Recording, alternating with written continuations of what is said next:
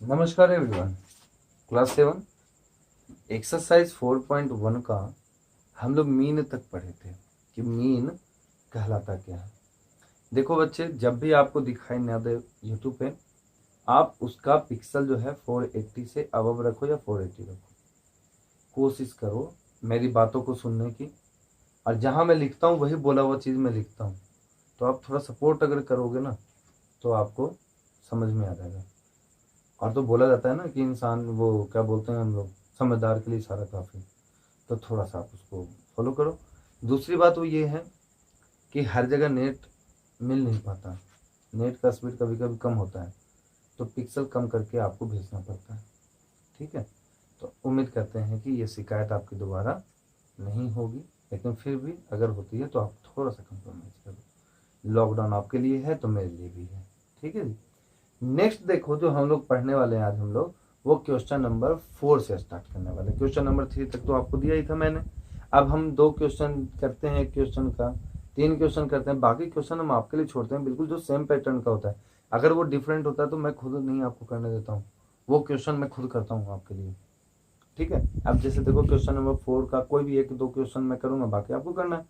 Maths आपके लिए बना है। इस बुक में अगर 4-4 5-5 एग्जाम्पल्स अगर क्वेश्चंस दिए हुए हैं तो वो आपके बेस्ड पे दिए हुए हैं, आपको प्रैक्टिस करने के लिए दिए हुए, ना कि मेरे प्रैक्टिस के लिए दिए हुए हैं।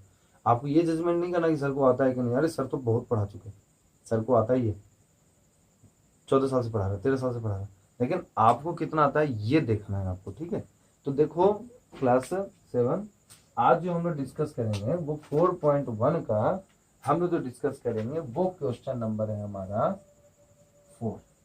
क्वेश्चन नंबर 4 में क्या है कि मीन वैल्यू दिया हुआ रहेगा, और इसी मीन वैल्यू में हम लोगों को क्या करना पड़ेगा कि PQRS कोई भी एक ऑब्जर्वेशन गायब, उसके जगह पर PQRS कुछ भी दे देगा और बोलेगा कि इसको फाइंड आउट करो। ठीक है, तो हम लोग क्या करेंगे ऐसे कंडीशन में, जो हम समझा रहे हैं उसको फॉलो करेंगे। एक मैं करूंगा, बाकी आपको करना है। देखो तो क्वेश्चन नंबर 4 का 1 देख लेते हैं। ठीक है ना, 1 में क्या है हमारा 3 5,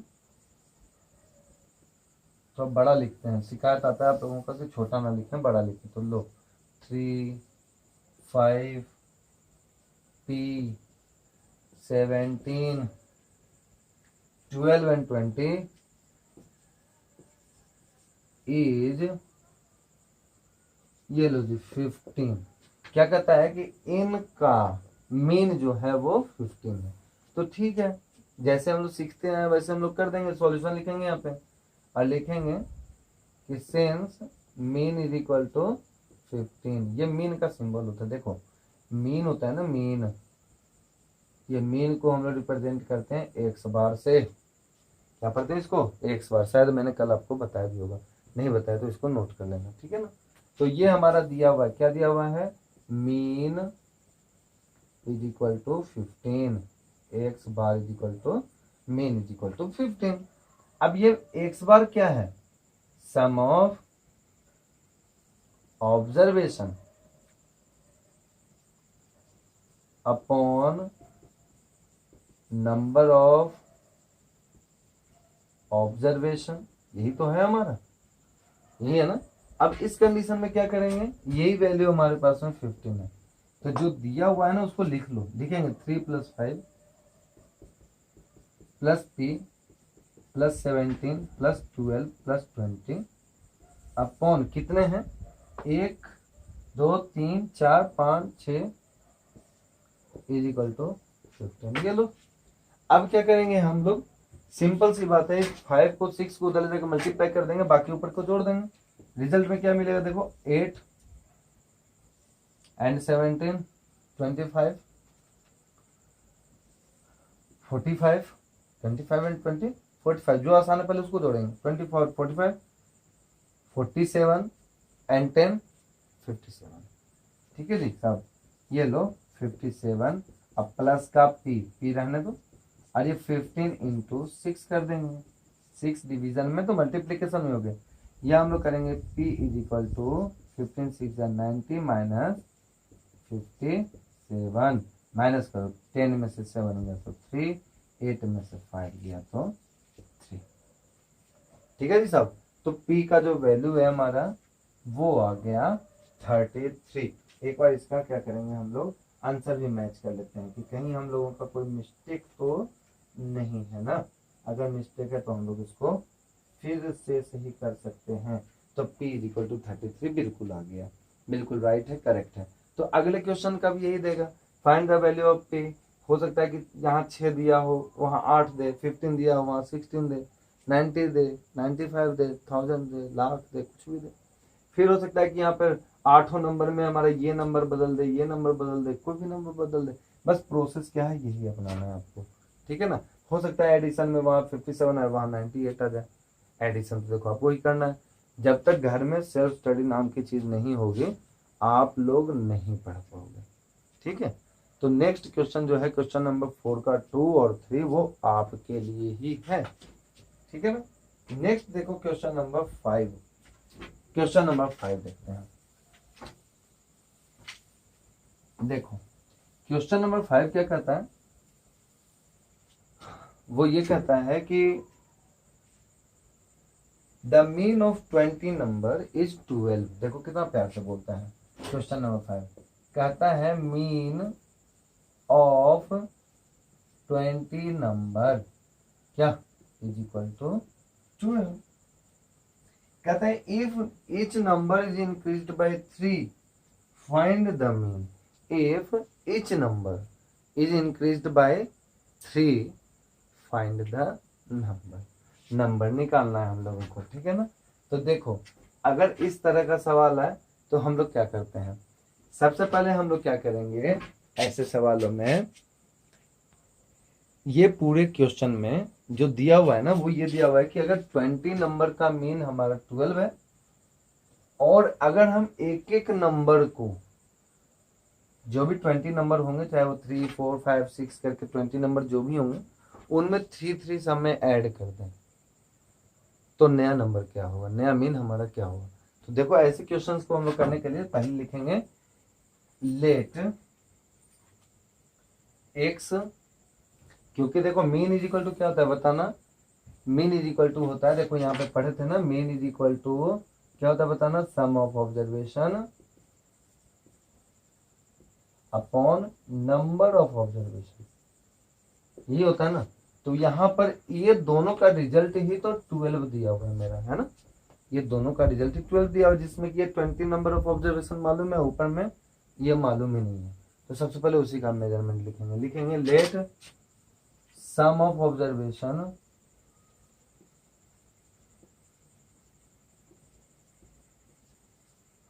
late sum of observation of a mean, है ना, is equal to x, total number is equal to 20, therefore क्या x upon 20 is equal to 12, यही है ना, sum of observation upon number of observation is equal to 12, that is known as mean, होता है ना। Mean is equal to, ये लिख लेना, ये लो, mean is equal to this one, sum of observation upon number of observation. यहाँ हम लोग क्या लिखेंगे, we will write 12 into 20 that is equal to x is equal to 240, ठीक है। अब मान लो कोई भी नंबर में 3 3 ऐड कर रहे हैं, चाहे वो नंबर किसी से भी स्टार्ट होता हो, जब 3 3 ऐड कर रहे हैं तो हम 3 3 कितनी बार ऐड कर रहे हैं, 20 टाइम्स ऐड कर रहे हैं। तो टोटल नंबर ऑफ एडिशन हमारा कितना हुआ, 300 हो गया ना, 60 ऐड हो गया। तो हम लोग लिखेंगे यहाँ पे new number to be added, new number to be added, कितना ऐड हुआ, 3 into 20, 20 टर्म है तो ये हो गया 60 के बराबर, है ना। अब ये 60 जब हो गया तो देयरफॉर न्यू मीन पूछ रहे हैं, न्यू मीन क्या है, new mean is equal to, अब ये कितना हो जाएगा, 240 तो पहले का था, 16 नया वाला आया, लेकिन नंबर ऑफ ऑब्जर्वेशन तो मेरा वही रह गया ना, तो नंबर ऑफ ऑब्जर्वेशन हमारा 20 ही रह गया, क्योंकि ऑब्जर्वेशन नहीं बढ़ा रहा है, वो ऑब्जर्वेशन में वैल्यू को बढ़ा रहा है 3 3 करके, ठीक है ना। ये हो गया हमारे पास में 300 upon 20 that is equal to 15. So our new mean is equal to what? 15. बहुत लोग कहते हैं अरे ऐसे थोड़ी ना, ऐसे कर लेंगे ना, 12 है तो 3 बड़ा तो 12 3 15, ऐसा नहीं होता। ठीक है ना, ये पूरा मेथड है। 3 नंबर 4 नंबर में अगर आएगा तो आपको इसी तरह से सॉल्व करना पड़ेगा। ठीक है, बस एक चीज का ध्यान रखना कि नंबर के वैल्यू में बढ़ा रहे हैं, ना कि ऑब्जर्वेशन की काउंटिंग में बढ़ोतरी हो रही है। राइट, तो इस तरह से ये हमारा क्वेश्चन नंबर कौन सा सॉल्यूशन हो गया, ये क्वेश्चन नंबर 51 सॉल्व हो गया। क्वेश्चन नंबर 6 देखो, following are the marks obtained by the students in a class in an assessment test of 10 marks. देखो ये नंबर दिए हुए हैं वैसे स्टूडेंट्स के जो एग्जाम में होता है ना स्टेटमेंट आपका, जो हम लोग होमवर्क वगैरह देते हैं उसमें से लिया गया है। ठीक है, तो उसको देखते हैं एक बार। देखो जी क्वेश्चन लिख लिए हम तो, है ना, इतना देर में क्या किए कि भाई एक स्टूडेंट है हमारा, तो एक स्टूडेंट है तो वो क्या किया, the following the marks obtained bye students of class in, ठीक है, ऑफ 10 मार्क्स, 10 मार्क्स का एग्जाम हुआ, उस क्लास में जो भी स्टूडेंट्स हैं सबका हम मार्क्स नोट कर लिए। ठीक है ना, नोट करने के बाद हो सकता है उस क्लास में 12 बच्चे हों, 15 बच्चे हों, 20 बच्चे हों, जितने भी बच्चे हों, हम इस तरह से नोट कर लिए। अब इसमें क्वेश्चन पूछता है, क्वेश्चन नंबर फर्स्ट क्या है? Question number first, what is the range of the data? What is range of data? शाबाश, बताओ रेंज क्या होता है? कल समझाए थे, है ना? क्या समझाए थे? इस ऑब्जर्वेशन में सबसे अधिक नंबर, बताओ क्या है? तो इस ऑब्जर्वेशन में सबसे अधिक नंबर हमारा 9 है। Right, highest number minus lowest number of the given observation. देखो लिखेंगे, we know that a range is defined as, क्या डिफाइंड होता है बताना? A range is defined as the difference between highest and the lowest value of a given observation। ठीक है ना, क्या लिखेंगे? The difference between highest, a range is defined as the difference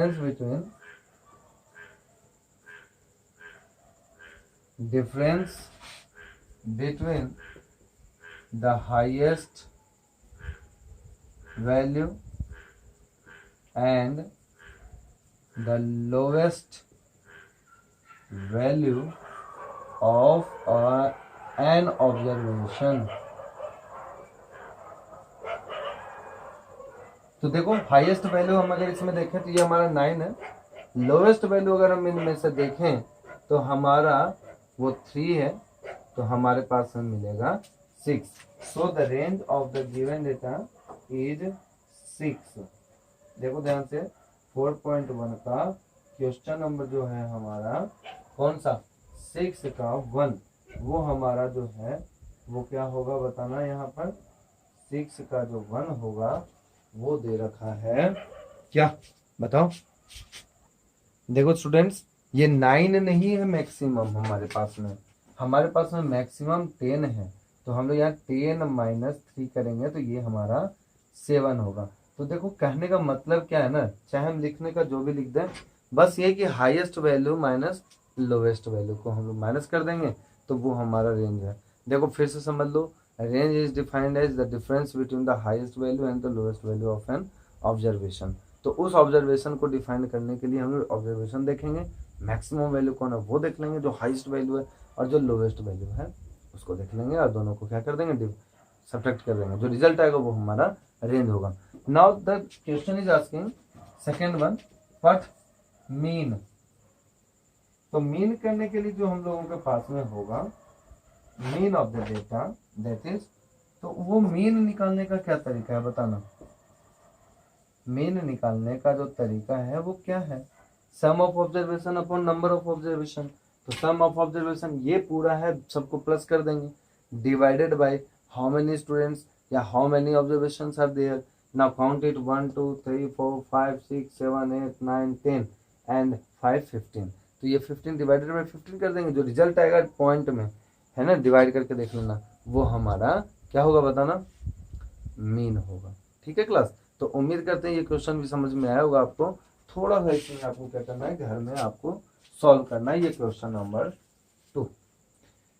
देखो क्वेश्चन नंबर 3, बहुत लोग आप लोग ये भी कहते हो कि सर लिख करके दे दो, पीडीएफ भेज दो। क्यों भेजूं मैं, एक बात बताओ, अभी तक तो वही करते आए हैं बहुत बच्चे, क्या कॉपी पेस्ट, फिर से वही काम करना है क्या?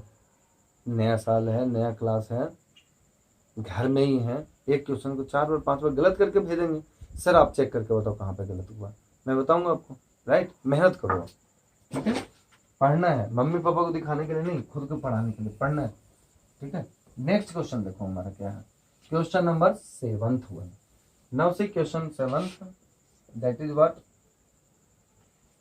if the sum of first 100 number is 5050, listen, sum of 100 numbers is equal to 5050। कोई भी 100 नंबर हो, शुरू का अंत का कहीं का भी, उन सबको जोड़ दे तो 5050 हुआ। तो मीन क्या होगा, mean is equal to what? तो सिंपल सी बात है, लिखेंगे, बताओ क्या होगा, मीन इज इक्वल टू क्या होगा बताओ, मीन इज इक्वल टू होगा sum of all the numbers upon total numbers, है ना, कितने टोटल नंबर है। तो यहाँ देखो सम ऑफ ऑल नंबर्स क्या है बताओ, 5050, sum of total number, sorry total number कितने 100 नंबर्स है, डिवाइडेड बाय 100, दैट इज 50.5। ये 50.5 ही तो हो गया हमारा मीन। बोलो कोई दिक्कत तो नहीं है? नहीं सर, फिर भी समझ लो क्वेश्चन नंबर 7 को कि अगर 100 नंबर्स दिए हुए हैं, उनका ऐड अगर हम लोग कर लेते हैं, तो ऐड हमारे पास में जो आ रहा है वो हमारा आ रहा है कितना, 5050। पूछता है मीन क्या होगा, तो मीन के लिए तुमको सम चाहिए और टोटल नंबर चाहिए, बस डिवाइड कर देंगे, दैट वन इज मीन। इससे आसान तो क्वेश्चन हो ही नहीं सकता। Next question is what, next question is question number 8 ठीक है, question number 8 see the 8th question. 8th question is asking what it is asking, 8th question is asking a cricketer scored the following runs in a 5 match one-day series। ठीक है ना, उसको हम लोग लिख लेते हैं, क्या लिख लेते हैं 34, यानी यहाँ हम थोड़ा सेंटेंस में लिख सकते हैं, क्रिकेटर स्कोर्ड 5 क्या रन्स है जो कि 5 वनडे सीरीज में बनाया गया है। तो यहाँ पे लिखेंगे runs scored by a cricketer in 5 one day series. होता है ना वनडे सीरीज, मैच तो देखते ही होंगे, भले मैच ना देखें, मैच तो देखते ही होंगे, है ना। ये क्या है, इक्वल टू में बताना जरा, 34 87 12 67 and the last one is 55। पहला में क्रिकेट मैच में जब हुई थी फर्स्ट इनिंग, फर्स्ट डे में 34 रन हुआ, फिर 87, फिर 12, इस तरह से इसका सेंचुरी किसी में नहीं मारा। नेक्स्ट कहता है find the mean score. To find, क्या टू फाइंड बताओ, मीन स्कोर, मीन स्कोर यानी कि मीन निकालना है। तो मीन इज इक्वल टू बताओ, मीन इज इक्वल टू सबका add 34 plus 87 plus 12 plus 67 plus 55 and upon 1 2 3 4 5। देख लेना, ऐड करके जो भी आएगा वो 5 से डिवाइड कर करके ही आंसर मेरा हो जाएगा। देखो मीन कितना आसान है ना, मीन इतना आसान है कि बस क्या करना है आपको, सबका जितने भी ऑब्जर्वेशन दिए हुए हैं सबका सम कर देना है, और उन्हीं सभी सम्स को हम लोग क्या कर लेंगे, डिवाइड कर देंगे टोटल नंबर से। ठीक है, मीन निकल जाएगा। डिवीजन आपको आना चाहिए, कैलकुलेशन में एडिशन सब्ट्रैक्शन आपको आना चाहिए। Now see the next question, that is question number 9 and I think this is not the last. Okay, so leave it up to question number 8 only. ठीक है, 8 क्वेश्चन तक ही हम लोग रहने देते हैं। कल हम लोग क्वेश्चन नंबर 3 तक पढ़े थे, आज क्वेश्चन नंबर 4, 5, 6, 7, 8 पढ़े। 5 क्वेश्चन पढ़े, जिसके अंदर में भी 1-2 क्वेश्चन हैं जो कि हमने नहीं किया, वो आपको करना है। ठीक है क्लास, क्वेरी कीजिए, पेशेंस रखिए और मैं आपका जवाब दूंगा। Thank you class and keep watching.